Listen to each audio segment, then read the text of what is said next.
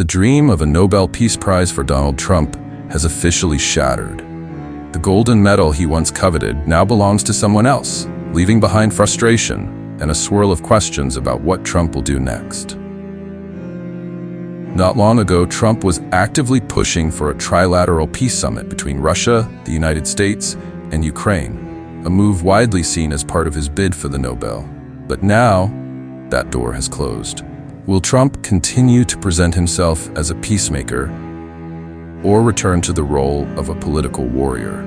He's not the only one disappointed. Ukrainian President Volodymyr Zelensky, according to Politico, once declared he would nominate Trump for the Nobel, but only if Washington supplied long-range Tomahawk missiles.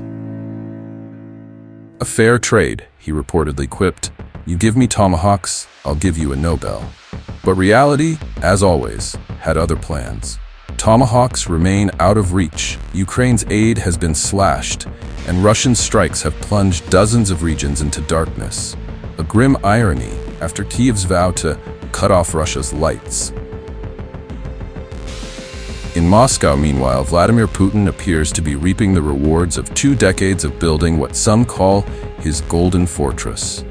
Russia's economy, now worth over $2 trillion, has not only survived more than 25,000 Western sanctions, but continues to grow.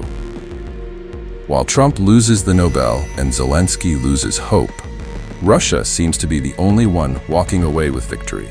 Is the global balance of power about to shift once again? Let's find out in today's episode of Arbiter, the World History.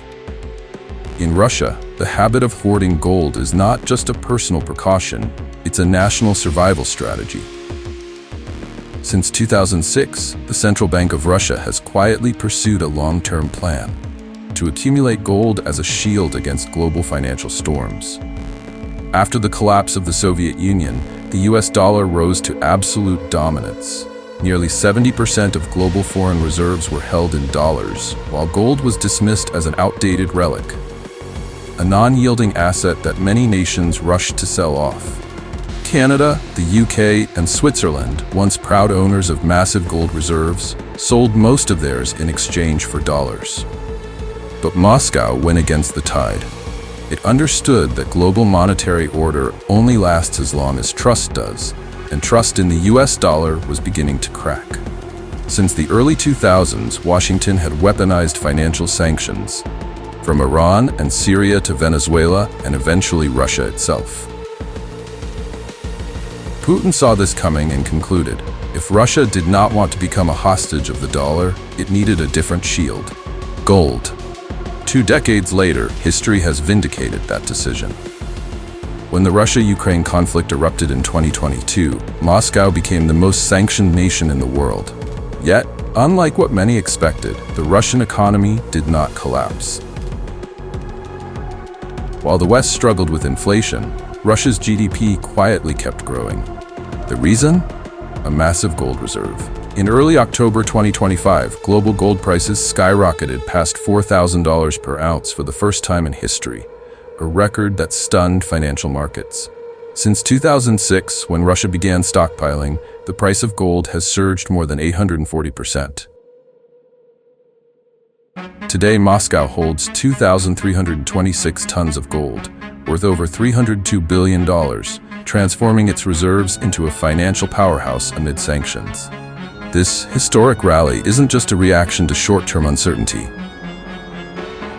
It reflects a deeper, structural loss of faith in the global monetary system, something Russia anticipated almost 20 years ago. Gold, unlike foreign assets, cannot be frozen or seized. It lies in Russian vaults, not in London or New York, beyond Western reach. Each time gold prices rise, Western sanctions ironically make Moscow richer.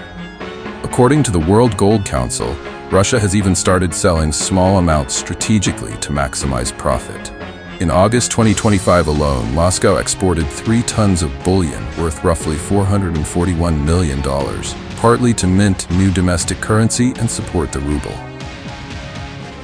In short, Russia now uses gold not merely as a treasure, but as a flexible economic instrument, proof that sanctions can sometimes backfire. Since the war began, gold prices have surged over 110%. and investment inflows are at their highest in 2 decades. Two powerful engines are driving this rise: central banks buying record amounts of gold and individual investors fleeing from volatile markets. With global interest rates falling and the dollar weakening, gold has once again become the ultimate safe haven.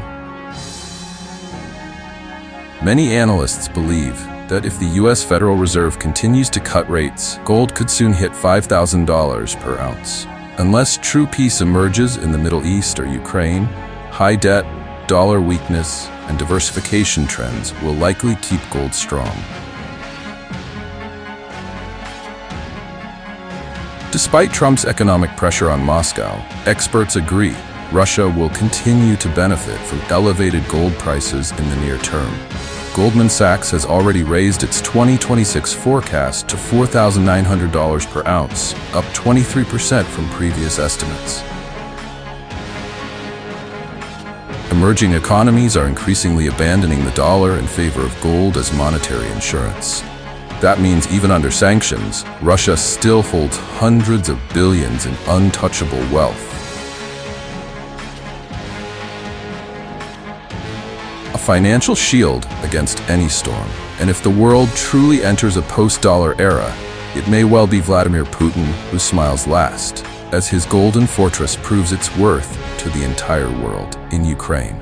For Ukraine, turning off the lights is no longer just a metaphor. After months of provoking the Russian bear, the country now faces a grim reality: life without power. On October 8th, during a press conference in Kiev, President Volodymyr Zelensky admitted that most attacks on Ukraine's energy infrastructure had originated from Belgorod and Kursk, two Russian border regions. With a defiant tone, Zelensky vowed to strike back, promising a fair response by targeting those same regions. But before his warning could echo, Ukraine faced one of its darkest nights. On October 10th, Russia launched a massive wave of missile and drone attacks on Ukraine's energy network. Kiev plunged into darkness. Electricity and water supplies were cut. Residents fled to shelters as sirens wailed across the capital. Ukraine's energy minister, Serhiy Halenchuk, described it as one of the heaviest assaults of the year. At least 8 people were injured, including 2 rescue workers hit by debris. Kiev's mayor confirmed that the city's power grid was in critical condition, with several districts completely blacked out. Emergency generators and water trucks were deployed to meet basic needs. Ukraine's energy ministry later revealed that more than half of the country's natural gas production capacity had been destroyed or shut down, threatening millions with a freezing winter ahead. The International Energy Agency warned that average winter temperatures in Ukraine could drop 2 degrees lower than last year, just as the energy grid lies crippled. Zelensky vowed to stay resilient, promising to import gas or expand domestic extraction if necessary. But with major pipelines through Russia severed, Kiev is struggling to meet even a fraction of its needs. The Institute for the Study of War noted that Russia appears to be following a deliberate strategy, targeting Ukraine's energy systems to drain resources and weaken public morale. The World Bank estimates that if this continues, Ukraine's GDP could shrink by up to 4% in 2025. Billions lost to destruction and blackouts. As usual, Zelensky's first response after each wave of strikes is to call for Western aid. He sent urgent appeals to the United States and the G7 for more air defense systems and stronger sanctions on Moscow. Meanwhile, Russia accused Ukraine of attacking nuclear facilities in Kursk and Smolensk, claims Kiev denies, arguing instead that Moscow is endangering Europe's largest nuclear plant in Zaporizhzhia. The war between two nations, once bound by history, has now gone beyond battlefields. It is no longer a fight over land, but over warmth, light, and survival itself. Each missile strike extinguishes not only transformers and power plants, but also the fragile hope of millions enduring the cold and darkness. And so, the world watches, waiting for the gold and the war context. How is influence shifting for Russia and Ukraine? What's your take on this power shift? Is gold becoming Russia's secret weapon or Ukraine's biggest threat? Share your thoughts in the comments. Let's see whose prediction will come true first.